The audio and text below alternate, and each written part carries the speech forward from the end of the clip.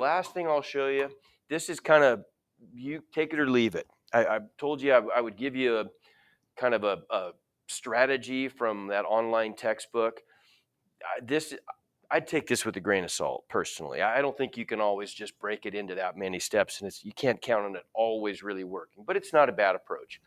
What do they say? Read the problem, make sure you understand all the words and ideas, identify what you're looking for, and then name what you're looking for. But really, as we've talked about it, what you're looking for, I mean, I don't know if that's always going to be the case, is it? We had some instances where there were two things that we were trying to find, but we wanted to name the variable in terms of the thing we know nothing about. That's important to remember, right? You're always going to let the variable equal the thing you know nothing about. Translate into an equation. We did that, right? And there's some key words that we can use there. Solve the equation, duh. Check the answer to make sure it makes sense. Is it reasonable? And then answer the question probably using words if it's a word problem, right? So maybe we'll look at one more very, very quick, and I want to get you going on this. I really don't want to take your time.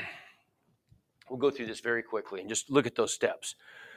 Normal yearly snowfall at the local ski resort is 12 inches more than twice the amount it received last season.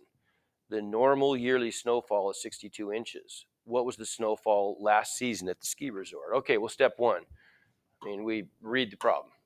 Got it. Step two, what are they asking for, right? What are we looking for? Well, what are we looking for?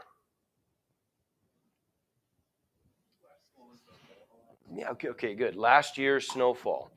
So we're going to set that equal to a variable. Now, I would choose X. They choose, I think, S. Okay, I don't like S because it looks like a 5, but that's all right. Doesn't matter. It works. Step 4. Translate. We had a lot of practice with that. So write it in a real brief statement. It doesn't even really have to be a sentence. So how could we summarize that? Got to make it really, really brief. Normal yearly snowfall is 12 inches, more than twice the amount it received last season. So normal yearly snowfall is 62 inches. What was the snowfall last season? Okay, so how could we, like something like, does that make sense? Normal snowfall was 12 more than twice the amount last year. Doesn't that summarize what's going on there pretty succinctly? And then we can plug in some values, right? They gave us some values to plug in. But it doesn't even have to be a sentence. Just a brief way to use words to summarize what they're saying. And that helps us to turn that into an equation, which is the next step, right? We want to translate that into an equation. Well, normal snowfall, we said that was, what was that?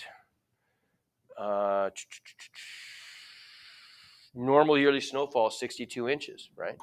So that gets replaced by a 62. What does was become? Everybody? Equals, good. 12 more than twice the amount last year. Well, the amount last year was S. 12 more than twice that. Wouldn't that just be 2S plus 12? And then from there on out, this is, you guys, this is no big deal, right? You guys can do this kind of stuff. So there's our equation. We solve for S and we get 25. And then they add this little step, which I think is a good one. They say, is it reasonable? Well, yeah, 25 inches seems reasonable, doesn't it? It's not like it was negative 10 inches or something that wouldn't make any sense. Okay. And then we answer the question, using words probably. Okay. Although for you guys, you're answering it on, you don't really have to type a lot of words. You're answering it on Math Excel. Okay, make sense? Okay, I'm going to let you go then. Ask questions. If you've got any issues, please come up and see me.